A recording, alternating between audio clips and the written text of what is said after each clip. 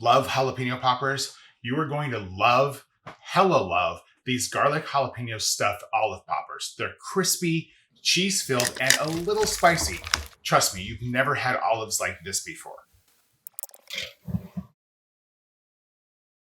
First thing, drain California ripe olives. How do I know they're Californian? Because you want delicious US grown olives, and the Golden State produces over 95% of them. You can use green, black, or any combination for this recipe. I like the green ones.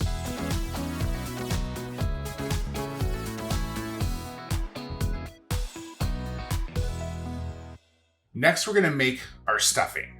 Okay, so add some softened cream cheese, minced jalapeno, some minced garlic, sea salt, black pepper, parsley, add that to a mixing bowl and just mix it all together.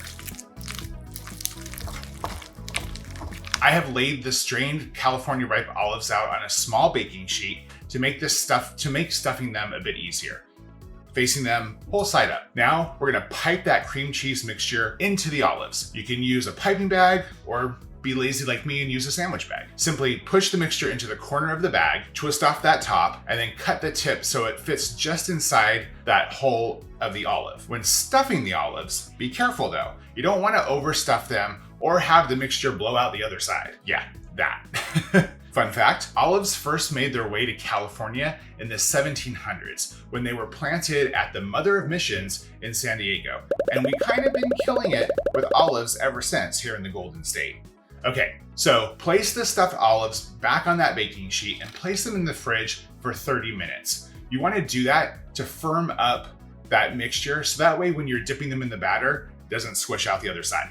Okay, so you're gonna need 3 things to make this batter. You're gonna need flour, egg, and panko breadcrumbs. Oh, one more thing, olive oil.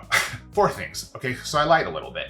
Okay, so we're gonna mix that oil in. When we bake them, that oil in the breadcrumb mixture will kind of give it that fried-like texture, even though we're baking it. So take the olives out of the fridge, transfer them to a small bowl, and then you're gonna coat the baking sheet with even more olive oil. Dredge the olives in flour, then the egg mixture, then the breadcrumbs, and place them back onto the baking sheet. Rinse and repeat. Okay, well, don't really rinse them because you know why? You're gonna place them back in the fridge for about an hour. Again, this is just to firm them up for when we get around to baking them. But what you do wanna do is thank a California farmer. Not only is October California Farmer and Farm Worker Month, it was a California farmer who developed preserving olives for the long term. Frida Emin immigrated here from Germany in 1892. And the formula that she spearheaded is pretty much still used today. It's the reason you're able to eat delicious and tasty California ripe olives all the time. So preheat your oven to 425 degrees, and then we're gonna bake those olives for 15 minutes until they're a nice, wonderful golden brown. I'm gonna top it off with some Sriracha, some Mexican crema, and some parsley, and boom, there you go. You've never had olives like this before. I hope you enjoy.